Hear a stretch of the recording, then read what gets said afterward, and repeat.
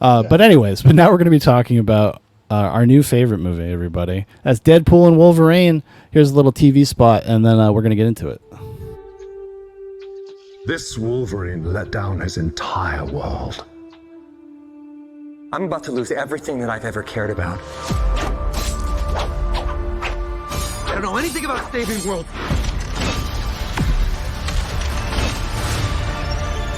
You do. Let's fucking go.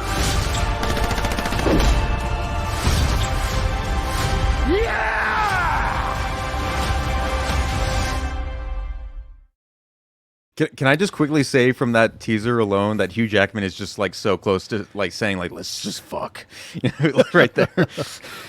Well, Hugh Jackman, yeah, he came back. I can't believe I did not watch that before playing it. Honestly, I just grabbed a 30-second TV spot. Yeah. They sold. That's a weird way to sell that movie. To sell a Deadpool movie. I guess they're going to pull out all their tricks to get people in the cinemas. $600 million it's already made in 6 days. People love their slop. They love it. They love it. All right. So Dan already kind of gave his brief introduction. Jeremy, you saw it a couple days ago. What did you think about it? Just briefly, what are your brief overall thoughts? Dan brought up a good point in terms of just like knowing what you're going into, and I guess I should have known more. Just like in the past, because here's the thing: like I expected. I have like the worst like shit memory of the last one that came out. I've seen the first one a few times, but the second one I didn't watch after like the theatrical release. I just kind of moved on, and I think I was really marveled out at that point. So in this one, I'll say I definitely like laughed and chuckled quite a few times during it. I'll give a pass to a lot of the jokes and some of the writing, but I was definitely fatigued still. Even now, so with it just feeling like a full-on product, yeah, it does feel like a roller coaster ride. I mean, that's if you just want to break it down the Scorsese way, yes, that's what it feels like. And if you're into that, fine. You want something more, I think, and it's not this like this was definitely the one with the most drama compared to the other two as well. And I definitely was not taking a liking to that because if you're gonna go full-on just comedy and self-aware and ride this high road of just being, very, very wink at the camera, just do it all the way at this point. I agree. I don't think blending those two ever really works. Sometimes there's an exception to the rule, but here it was it didn't. But you didn't like going on Logan's journey so he could learn the same lesson that he's learned in every single movie that he's ever been in? No. Oh yeah, I'm part of the family. I'm part of the team. I'm an X-Man. That's like literally the end of every fucking X-Men movie because they all center around Wolverine because Hugh Jackman fucking rules. I mean, and by the way, everybody, we are spoiling the fuck out of this. I don't even care. We're not. There's no spoiler warnings. If you haven't seen it and you want to see it, we're going to talk about everything. There was one funny bit in the movie that actually made me laugh out loud. Was Tiny Wolverine.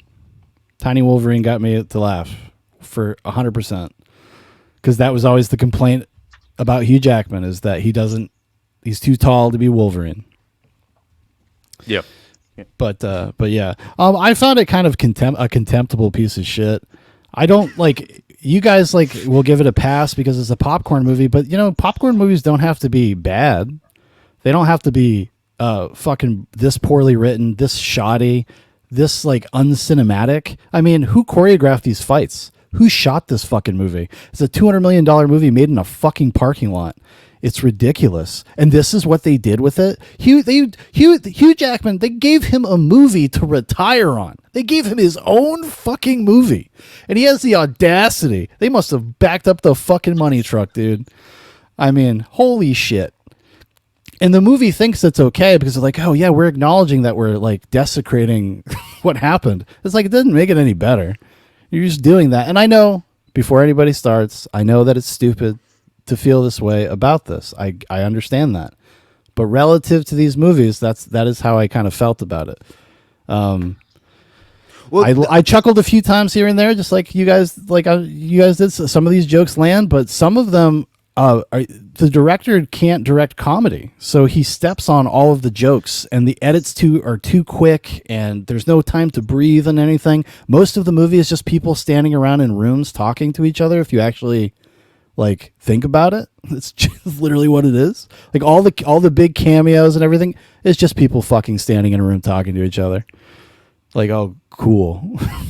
Yeah, before I quickly Sorry. let Dan interject here, but like I want to say, like, even like the mid credits crawl with all the behind the scenes footage of the making of those like earlier X-Men films, or even some of the other Marvel stuff. Like They want you to leave with a good feeling. They want you to leave with a good feeling. They're like, but it wasn't a good feeling. That was it left me with the weirdest Oh. ick. I'm like, no, because at least at those times they were making something that was not within the mindset of a multiverse or anything of that nature. They were trying to just make a film. You know, no, you used to have to make them. You used to have to make Yeah. a fucking movie. Like you couldn't Right. just slap X-Men on it and everybody would go. Like that's just wasn't the way it was back in the day. Yeah. It just wasn't. You know, your fans would go. Fans would go. You know, I went. But you know, the first X-Men movie did not like burn down the box office. But anyways, so Dan, what other thoughts do you have about Deadpool and Wolverine? Look, I know you guys are big fans of movies. You got your own movie shows. Zubak goes to the movies, right? But let's talk a little bit about cinema. Let's talk about films, okay? Deadpool 3 is a film. It's cinema. No, it's funny because like I can't disagree with anything you say about the movie. But I think that here's what it was. My experience of the movie was what I enjoyed. The movie itself, I would have to watch again and avoid to decide what I felt about it. But I can't disagree with anything you say. And even the parts of it that I like, I had to kind of like admit that it's like very poorly done. Like $1,000 Shelf looks better than some of that shit, you know. And like when I don't know, I would like to think that they did it on purpose, but I don't. When Wolverine actually puts on his mask, it's the worst fucking CGI I've ever seen. Like, could we put Hugh Jackman in a mask, or was that out of his contract? Like, and I want it to be a homage to X-Men Origins Wolverine when he pulls out his claws and it looks like fucking terrible, but it's not. They're not like doing a throwback to that. Okay, there are so many things that could have been better if they were actually throwbacks to something or in an actual tangible reference to something. Like the beginning, Deadpool just dances to Bye Bye Bye. Why? Why does he come out and dance to a fucking 24-year-old song? Well, it was the #1 song of 2000, and Hugh Jackman started playing Wolverine in 2000. Is that the connective tissue between those two bits? Like, is that supposed to make me laugh? I had the same thought because I was like, even the other two Deadpool movies, which they are what they are, but I think at least they feel like movies to one degree or another. Oh, but the opening sequences matter to the story and the character, and I was like thinking about the Bye Bye Bye sequence, and I'm like, why? What does this matter to him? Like, what is this informing us other than, I know you guys really like Logan, but fuck that. I guess it's like these people, they hate their own audiences. They fucking hate you. I wrote that on a Ninja Turtles NECA group. Like, they actively hate us. They don't like us. They hate collectors, and they're fucking with us. They were like, no. I'm like, yes, they are. But it's the same with the movie. I think there is an active contempt for the audience. They're right. It's like these shitty millennials, and we're shitty millennials, but shitty millennials and older Gen Zs sniffing their own farts in a writer's room, and then we'll have them dance to Bye Bye Bye because that was the #1 song of the year that Hugh Jackman was Wolverine. It's dude. I don't even know if I'm projecting that connectivity on it. Did they just like come up with did they throw a dartboard at a random ironic song and pick that? But the opening sequence, I enjoy the on the nose. We're literally going to exhume huge. Like you said, he got the send off in Logan. We're literally going to dig up that corpse now as the opening scene. And I even like the idea of him using the bones and various pieces of Wolverine as weapons to like kill these dudes. But why the fucking insane? Why the dance number? It doesn't. Or even if you're gonna have a dance number, have it have some connectivity to what's going on. There's nothing there except it's just an ironic song. So yes, even from the beginning, I'm like, wincing at the movie and sort of like, what's going on here? What are you guys doing? But as I said, my experience, I was at the drive-in. It's the height of summer. I'm with my kid who's like totally psyched to see Wolverine. He's got his vintage Wolverine comic. He's eating a hot dog with it. And there's families around, guys smoking pot over here, kids running around. It's redneck utopia. It's a drive-in movie theater. Yeah. And I think so. I really enjoyed my experience of watching the movie. But the more I think about the movie, I'm like, yeah, if them Zoobox boys had $200 million, we could have pulled out we could have at least written a better script than this. It really seems, especially the third act is like generated by AI. Like, what the fuck even happens in the third act of the movie? Exactly. You're like, oh, well, it's so exposition heavy. That was the craziest thing about it. I was just like, why is there so much like complicated plot? Like, why? Yeah. Like, literally, the movie stops for, I checked my watch, 10 minutes to explain what an anchor character is and the multiverse and all that stuff. That scene goes on for almost 10 minutes.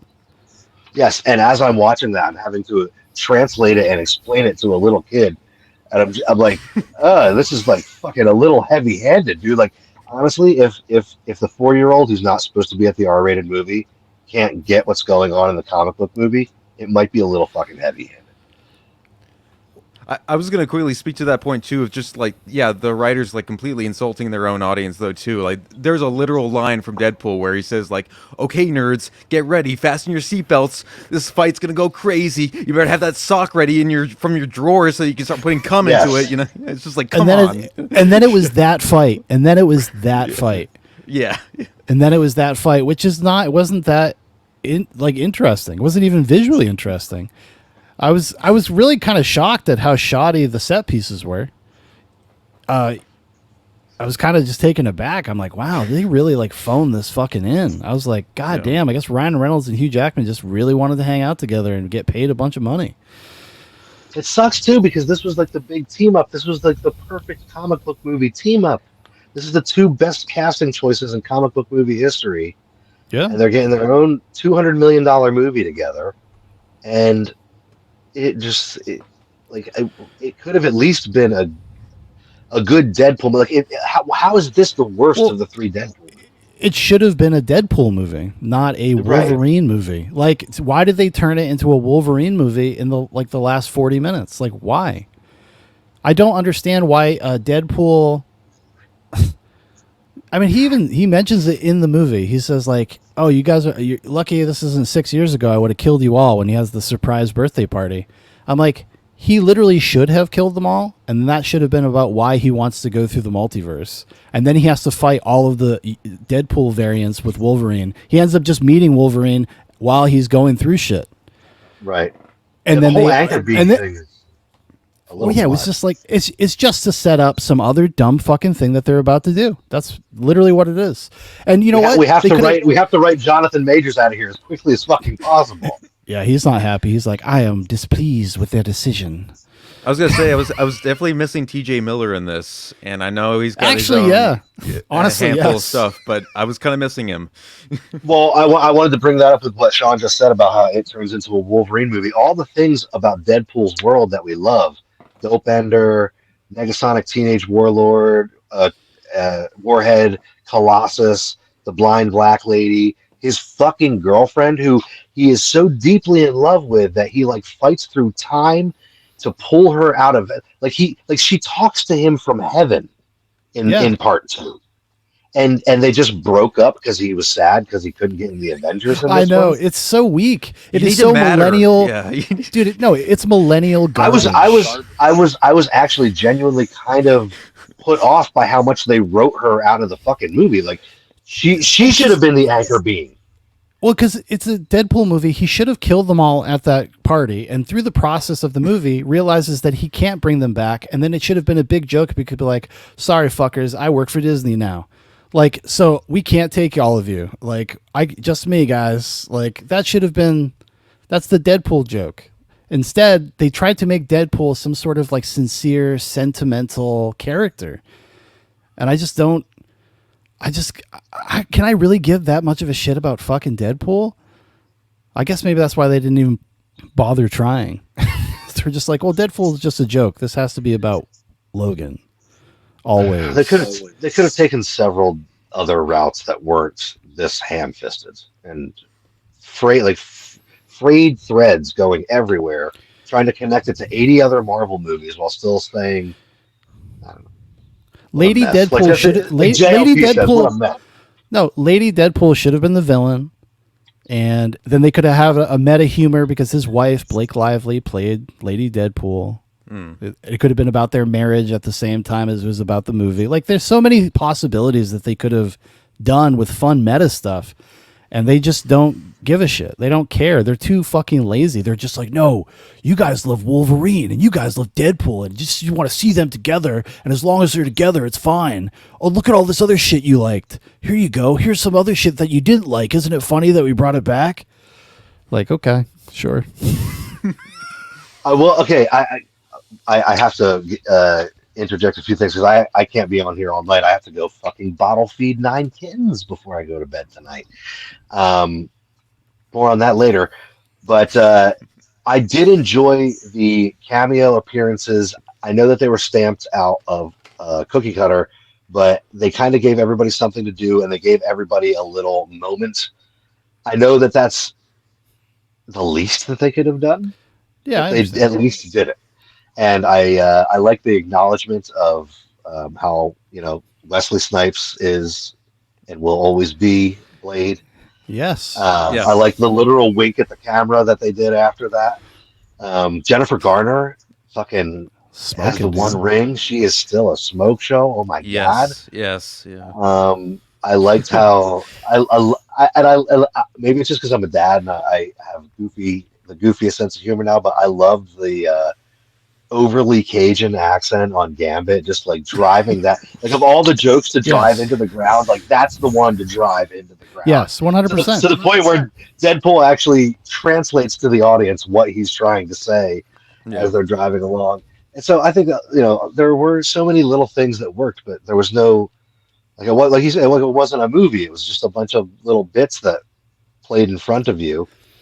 And the more I look back on it, the more I enjoyed the experience of watching it. And I believe that when I watch it again, it's not going to hold, because I like the first two Deadpool movies a lot. I think I like the second one better than the first one, or maybe I like them both equally. I like the second one better, just because it's more of a Deadpool movie.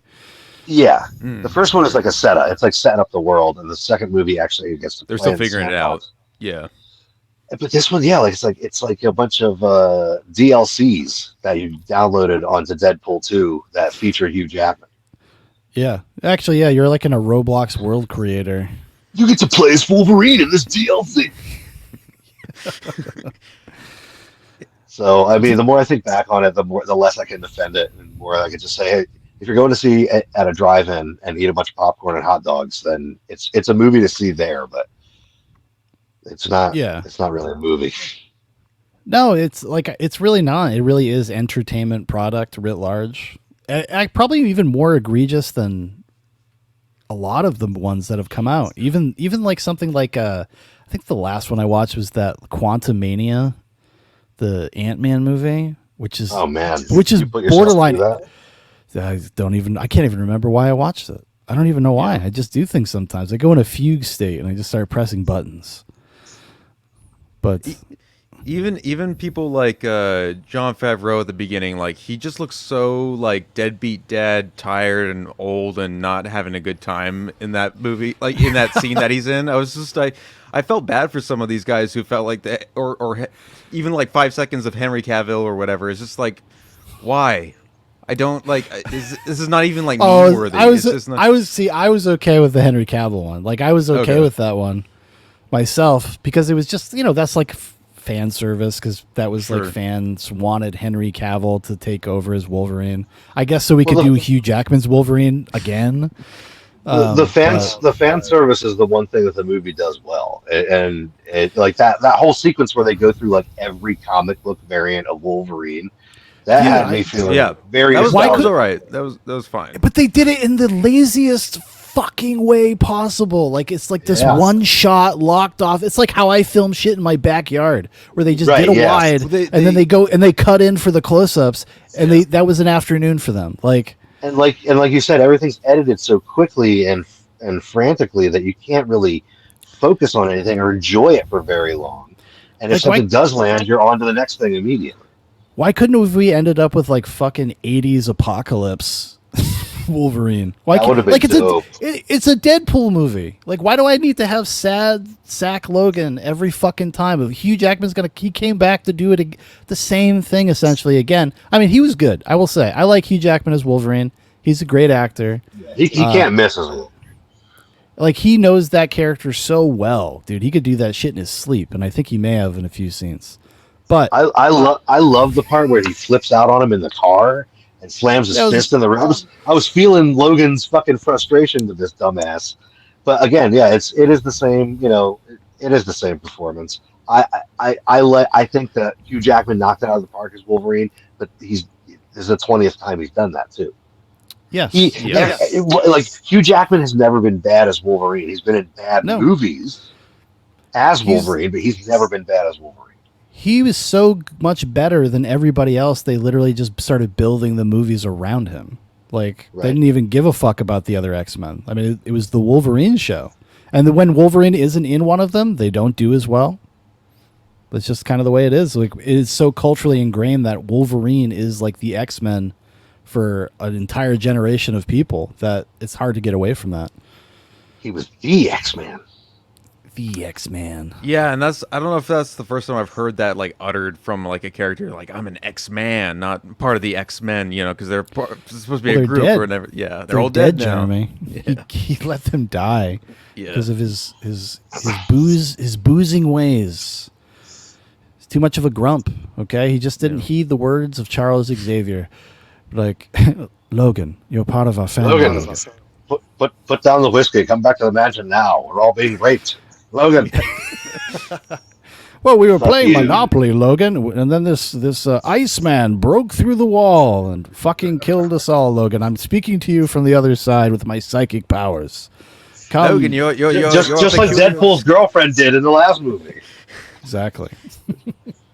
Dude, I'm so fucking pissed that she wasn't in the movie. Like, come on. Lazy writing. Yeah, she's only in it for just to be used as a weird a plot device.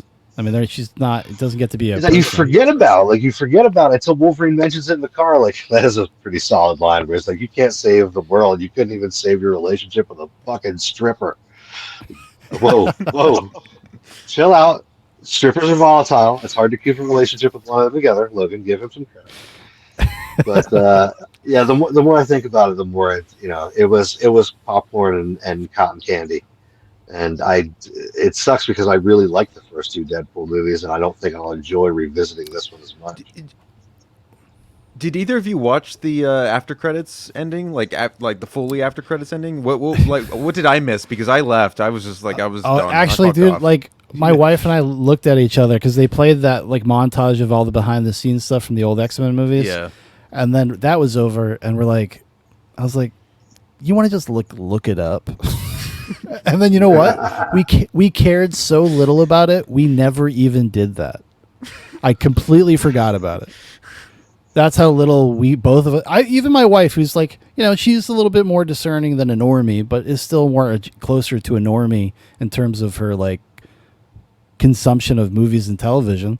And even she looked at me. She's like, "This is just kind of bad." She's like, "This is kind of like boring. I'm kind of bored." I was like, "Well, even lost my wife, who's can't watch anything if it doesn't have fucking lasers in it."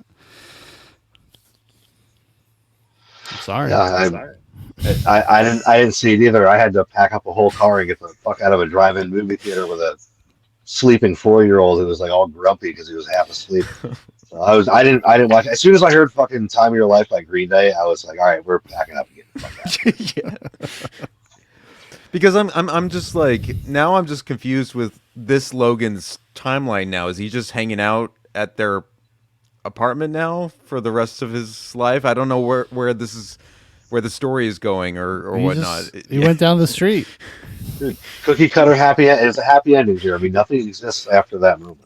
I know the movie doesn't even have the balls to kill him. Like, there's no closure. There's nothing like, there. There's no stakes in any of this shit, and it was just another reminder that like there's like these movies. I think honestly, like for me, this is the end of the road. This is the end of the Marvel road for me. I don't think I will ever watch another one of these again. Like I don't. At least I'm never go to the theater. I mean, I have young boys. You're not going to so check I'll out end up Robert seeing Downey as Doctor Doom, bro. Robert Downey's coming back. What the most cynical cash grab I've seen in a while. Even for them, I was like, that's pretty fucking nuts. You know how much he's going to make over the course of like the 2 movies he's going to be in? He's going to make $80 million. That's why Robert Downey Jr. is going to be coming back as Doctor Doom. They backed up that money dump truck and they said, "Hey, Robert, what's it going to take? Two money dump trucks? Come on, keep them coming." Like, Robert, we're going to cut off those foreskin milkshakes. You're going to lose that vitality.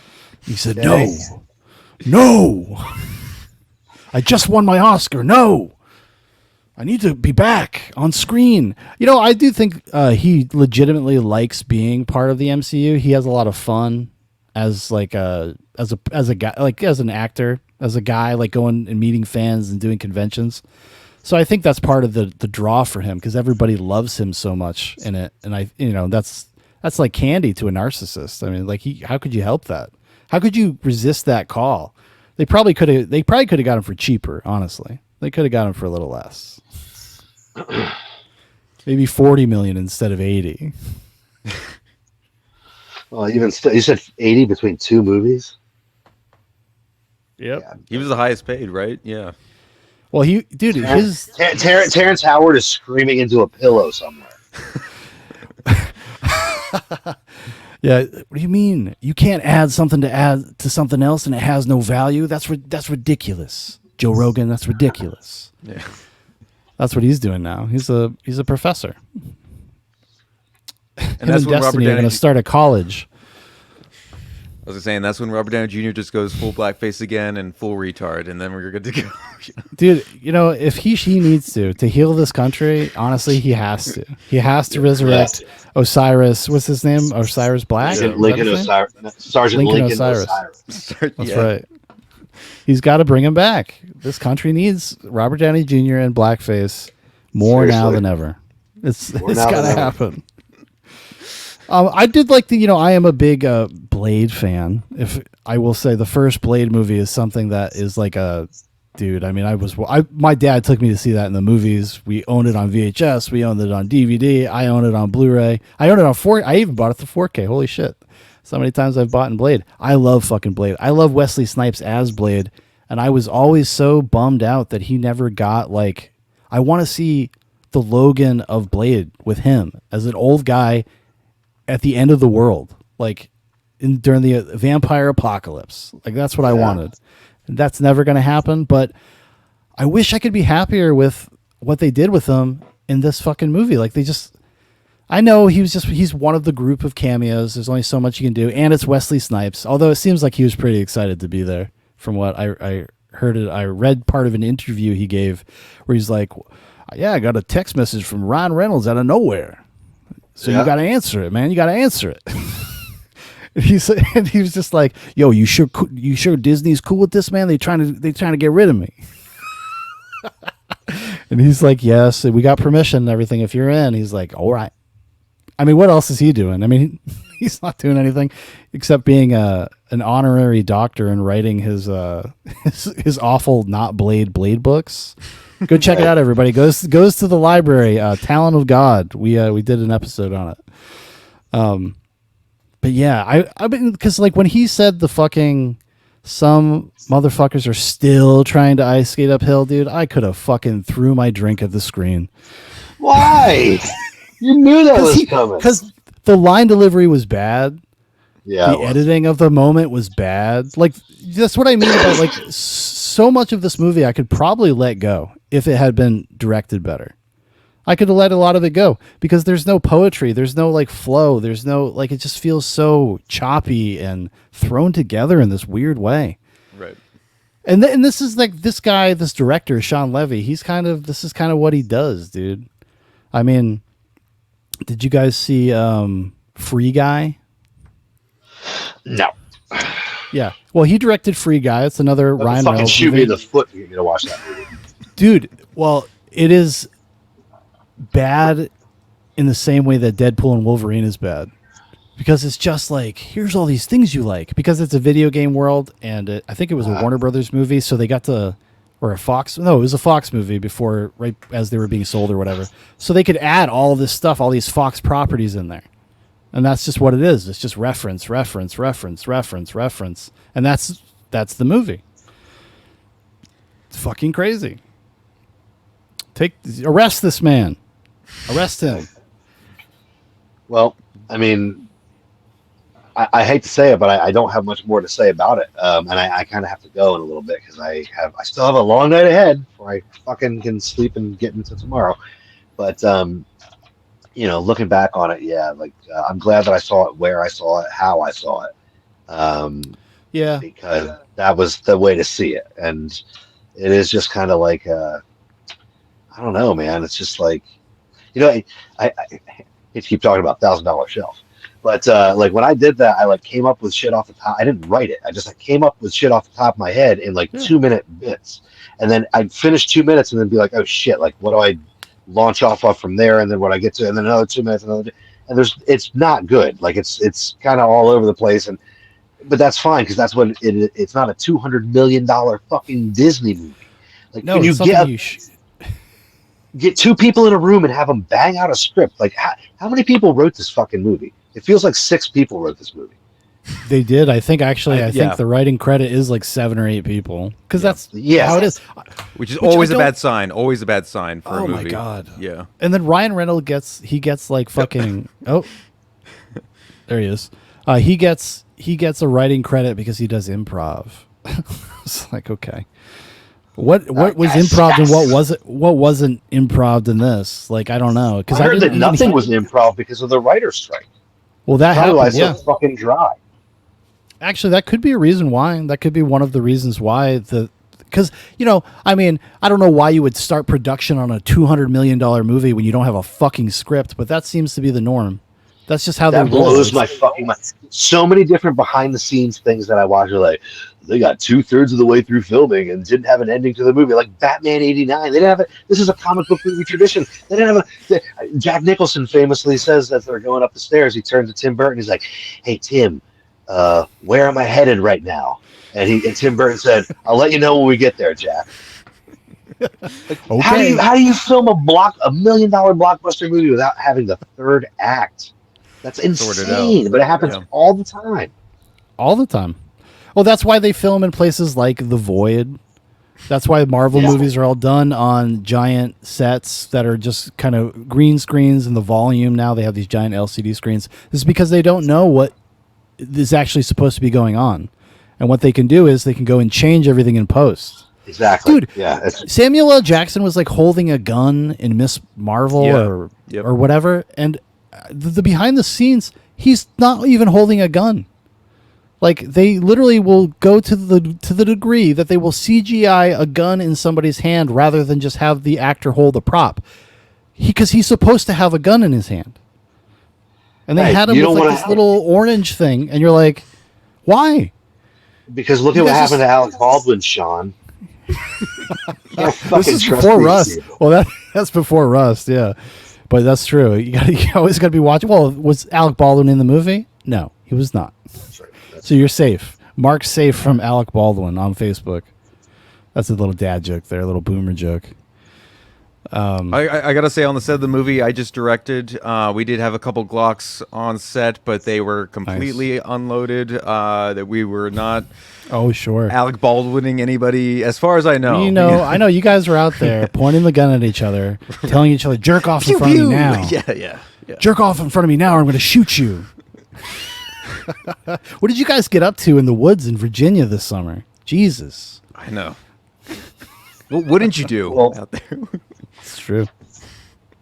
Well, I mean, overall, I have to say, yeah, looking back on it, I'm repeating myself now, which means that I should probably cut off. But uh, enjoyed the experience more than the movie. Had a few good ideas here and there. I like the Void thing. That was fun. This is a place where we dump all the comic book heroes that nobody wants anymore. And I did like the bit, and I saw it coming a million miles away, where they think it's Captain America for a couple minutes, and then he turns into the Human Torch. Like it's easy, but it worked. It worked. But that's yeah. Again, same point we've been making the whole time. If you're making a fucking $200 million movie, it should have some connectivity beyond those little bits. You know what I mean? Yeah. I 100%. It's kind of a giant missed opportunity because you just see all the things that they could have done or went with. I mean, like the Fantastic Four from a couple years ago. Yeah. Do you guys remember that one? Josh Trank directed it, and it was there's a big bunch of behind the scenes drama because apparently he was like a nutcase and like locked himself in a trailer and wouldn't show up for filming, like all sorts of weird stuff. They should have had him. You know what would have been a great meta joke? And I could have accepted how poorly it was directed if they made a joke. If they had Josh Trank just show up during the final battle, just going like this, that would have been awesome. They should have done that. Yeah. They should have. What's Michael Chiklis doing? Like, why wasn't Michael Chiklis in this movie? What's going on? Right, bring him back. Yeah. Bring Ben Affleck's Daredevil back. If you're going to bring Elektra, why not? Just at this point. Well, they did that little joke, which, she's a freak too, by the way. Like, she lets her kid fucking call themselves a girl too, apparently, because that's what all these people do. It's fucking insane. But anyways, she makes a little joke about, like, she's okay with that he's dead or something. Yeah. My only other like closing statements, I think, regarding Deadpool and Wolverine is just that Ryan Reynolds needs to like quit this shtick that he's been doing for a long time now. Between that's all he has. No, between this and like the Mint Mobile ads and like anything he's doing now, like this kind of smarmy, just like Twinkie sort of like voice that he's just put on for the rest of his career. I'm sick of it. Like go back, dude. like But if you go back to all he's done. That's all he's done. Well, I mean, but even go back to like his like older films. At least he was not always doing that. There was some he range tried. there. Yeah, there was a time where he was trying to be serious actor, man. He did like Buried. He did this other movie called The Nines. Buried is okay. Actually, don't mind that one. The Nines. He did a few other dramas, but mostly it's been like kind of comedies. I mean, going all the way, like Van Wilder is basically the same character as Deadpool. Like it's almost the same person. It's the same performance. That's just what that is his persona. Like that is his celebrity persona, is to be that guy. And I don't see him again. Whenever he tries to be overly sincere, though, it doesn't usually work. Oh no! Usually it never really does. No, because he has a ceiling. He has a ceiling on his ability. He's not Hugh Jackman. Okay, Hugh Jackman can show up and he'll make you laugh. He'll make you cry. He sings in French. You ever see Les Mis? Oh, Maestro. Yeah. Oh, everybody thinks he's secretly gay. He's a closeted homosexual because of his Broadway bona fides. He's a song and dance man. Oh, is he a Hollywood leading man? Yeah, I think so. He may be. He's a homosexual. I mean, confirmed right here. Well, he does play a lot of closeted homosexual characters.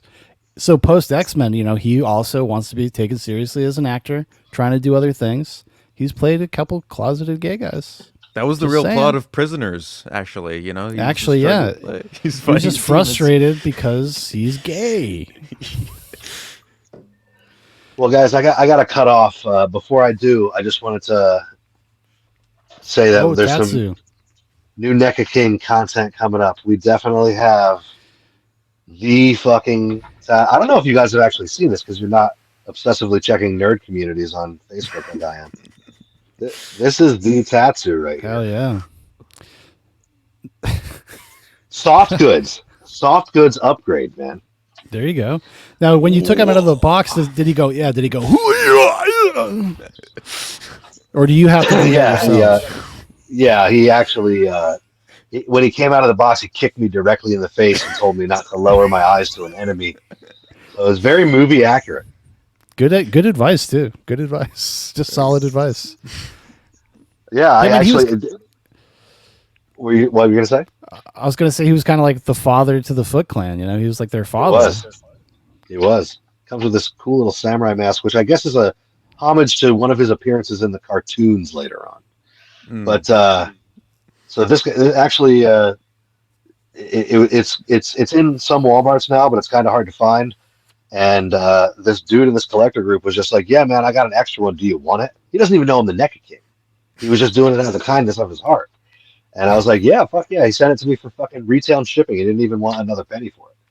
So, Wow. and yeah, Good he I thought he was trying to scam me or whatever. I was going to ask him for a timestamp. He was like, "I'm just going to send it. You can pay me when it gets there." Like, who the fuck are you? Like, Wow. incredible.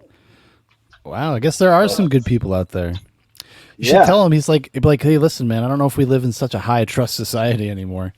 You may want to. Yeah, you better watch who you're. Well, somebody sent him a message because he was in search of something, and somebody was like, "Hey, man, I got that last Ronin Leonardo," and was kind of fuzzy about it. He sent me a message. He was like, "Do you think this is a scam?" I'm like, "He's absolutely a scam." Did he contact you first? Yes. But those collector groups are pretty cool. They actually have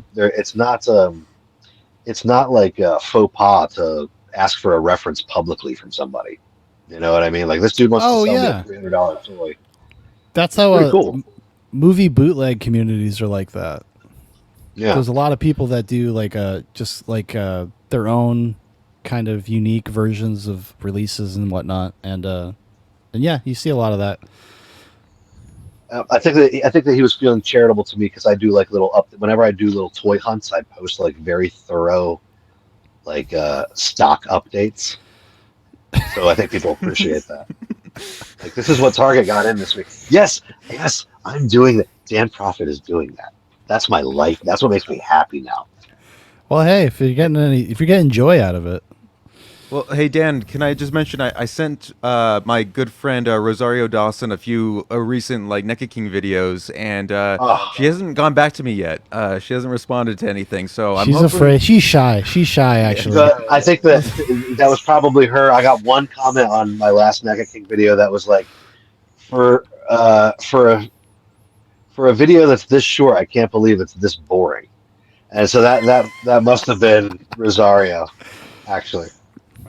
Yeah, she's anyway. just negging you, dude. She's negging you. She heard what you said. Yeah, she's trying to get my attention. She'll come around. Yeah, she's afraid I'm still going to run off with Rachel Lee Cook, so she's trying to get my attention a little bit. Yeah.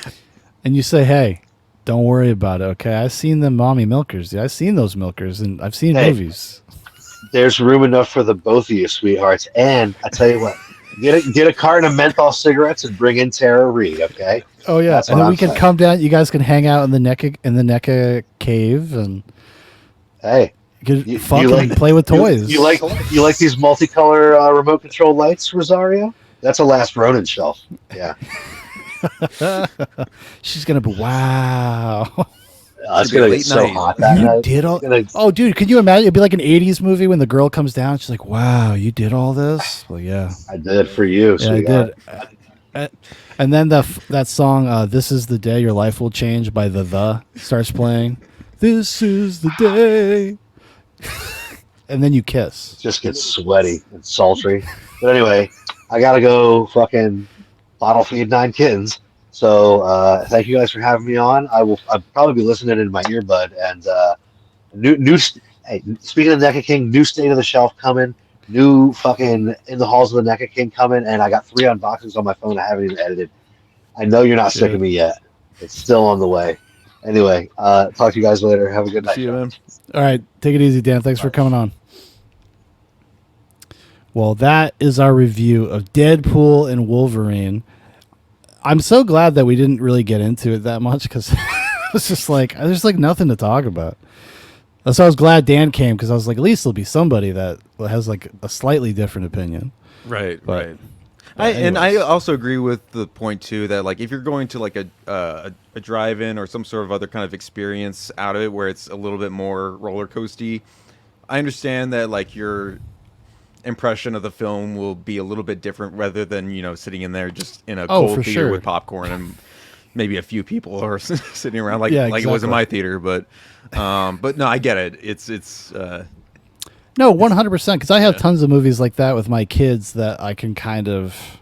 I try. Well, I'm a little fucking. I'm a little like neurotic about that shit. So my brain never stops turning. But I've come around to some things just because of my kids, just because they like to watch Sure. them and they like to watch them together. Let's just catch up with the chat real quick because I was not paying sure. attention to the chat because we were all talking so much. Crunk is here. He says, "Evening, kids. Old Disney movies had more murder and death. Changed my mind." Well, they did because that is a part of life, and those were part of some of the life lessons instilled in old Disney movies. It would be the first time kids would kind of come up against topics like death. I mean, Bambi, the famous one. I mean, that's some pretty harrowing stuff. Pinocchio's got some pretty harrowing stuff in Pinocchio. Dumbo, fucking really harrowing, really scary shit in Dumbo. Even Alice in Wonderland, all of them. They just felt like more grown up in a way. They were just more mature. Even though they were kids' movies, they didn't kind of talk down. They had to their real world audience. lessons to kind of just to teach at the end of the day, and not being preachy about it, but just saying that like, oh, this Yeah. happens in real life, Yes, exactly. Yeah. And nowadays, I think part of the problem with the crop of current filmmakers is that they are essentially upper middle class movie fans, and they don't have a lot of these. They don't have a lot of. They haven't actually lived a lot of life. Most of their references for life come from movies, and that's why a lot of their work is very derivative, in my Yeah. opinion, because they're always just trying to recreate this nostalgic feeling that they have through their own work. It's just kind of bizarre to me. I don't know. I don't really get it. Let me see. Crunk says, I haven't seen it, but it looks neutered from day one. Disney writers rely on AI way too much. Well, that is the rumor, actually, that AI is becoming involved in more and more productions on the script writing side. Right. Which, as a person that does a lot of tedious stuff, like I can actually kind of see the benefit of that. But hopefully it's not writing their stories. Because these people are just vapid. They're just vapid and like superficial, and that's the kind of stories they write. They just these very obvious, on the nose. There's no subtext to anything. It's all just spoken in the dialogue. It's awful. Big Tom says, "I'm sorry. What? No, I was gonna say real fast. Like that's just what's so hypocritical about like going back to those strikes last year too and everything. Like these people that want to get these like big and bougie jobs working for Disney or something like that, and then they complain and protest against AI and things like that. I'm like, what is it you really want? Do you want to just like, is it the money? Well, is it the? I mean, it was about the money, and the writers just had ridiculous demands. Like, I understand that maybe the studios could do better by their writers, especially in the era of streaming, because this all has to do with the era of streaming. Right. There are no residuals because there's not like commercials and shit. They're not selling this stuff. If you make a Netflix show, it's just on Netflix. Yeah, exactly. So if you write an 8-episode series, you're not accruing more and more from that. And they wanted like to be cut in relative to like watch time and stuff. And I was like, yeah, but that's not how that works. It's not how the system works, because it's a different system, and they needed to come up with a different thing. But at the end of the day, they ended up kind of fucking themselves, because all they're going to do is they're going to make all of the writers' rooms smaller, so that less people are going to have work, and it's going to be harder to get in. It's going to be harder to break in if you're not already established, because the studio is not going to want to take a chance on a new person because they're worried they're going to get sued or something. Yeah. And they're worried they're just going to have to deal with those people. So I think you're actually starting to see more and more. It's just going to be kind of the old guard is going to be kind of swooping back in and probably taking the reins on a lot of projects, because everything is just bombing. The millennial generation is creatively bankrupt, and their movies don't sell. Like, people don't like them. They don't go to see them. They don't watch them on streaming. Even big stuff, even things like Star Wars related things, they don't do numbers like they used to. They have diluted that brand to the point that nobody cares. And it doesn't help that everything they've put out is bad. Like, they're just not good. I stopped watching them. The new Acolyte is a prime example of that right now.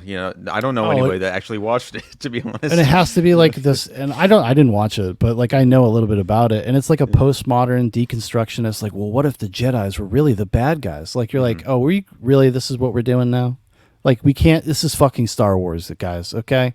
Yeah. It's the light side of the force and the dark side of the force. Stop trying to pretend like it's more complicated than that. At least in my opinion. Trembling said, Hugh Jackman came back to no surprise, and now Robert Downey Jr. has too. We talked about that. Trembling says, Wolverine and Iron Man were curses, and now neither guy can have a hit with anything that isn't those characters. Yeah, that's kind of true. Trembling says, Robert Downey Jr. starring in Radio 2 as a black retarded man since Cuba Gooding Jr. is in prison for rape. And that's got to happen. We got to put that on the fast track. Yeah. And he also says, how is there no Nick Cage Ghost Rider or Ben Affleck Daredevil? Actually, I'm surprised they couldn't have roped Nick Cage into it. Yeah. He would He have would've done it. totally said yes. Yeah. Yeah. And then Nudnik says, thank you, and then laughing my ass off. Trembling, one last thing from Trembling, it says, it used to be that when Ryan Reynolds had a beard in a movie, he was being serious actor, man. Actually, that's true. It's when he grew, whenever he had a beard, except for Blade Trinity.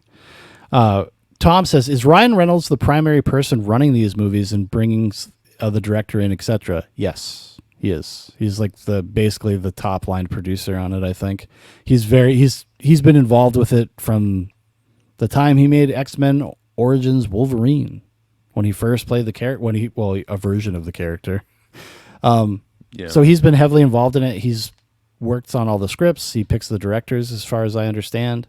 I know Sean Levy was, because they're friends, and he worked with them on Free Guy and The Atom Project, which was not great.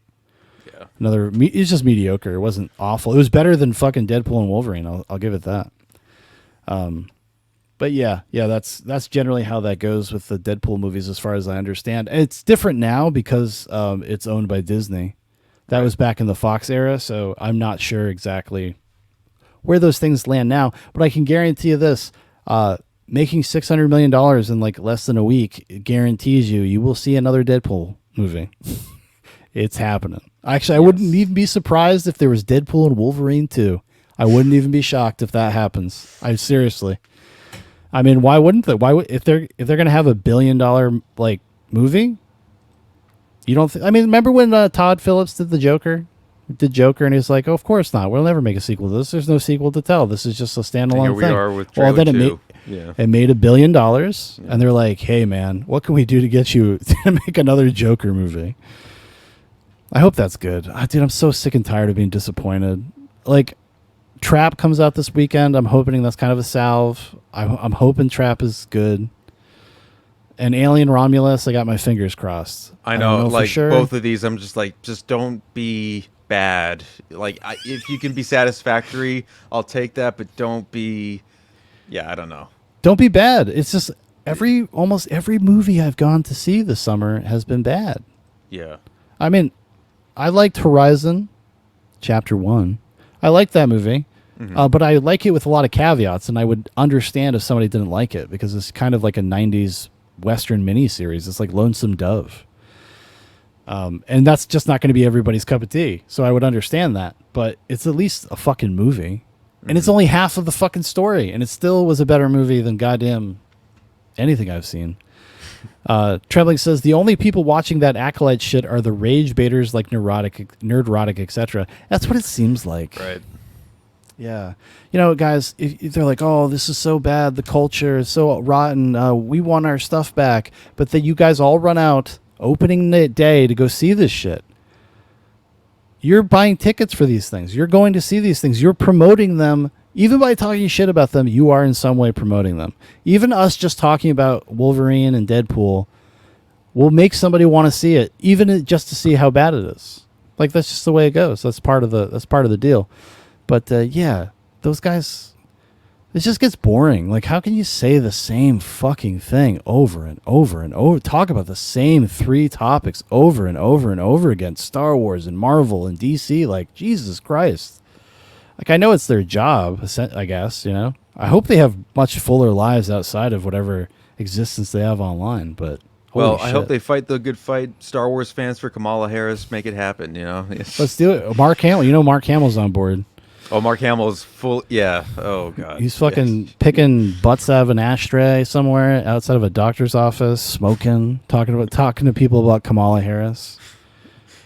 Can you believe that he said she wasn't black? She's Indian. Can you believe that? Can you believe it? But anyways, but yeah. So I guess we'll move on to the next part of the show.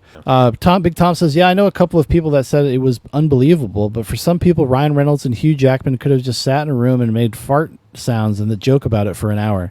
Yeah, no, I agree. I think a lot of people, it is that simple. I mean, there were people apparently weeping in the theaters when they saw him in the yellow suit. Like, it meant that much to them.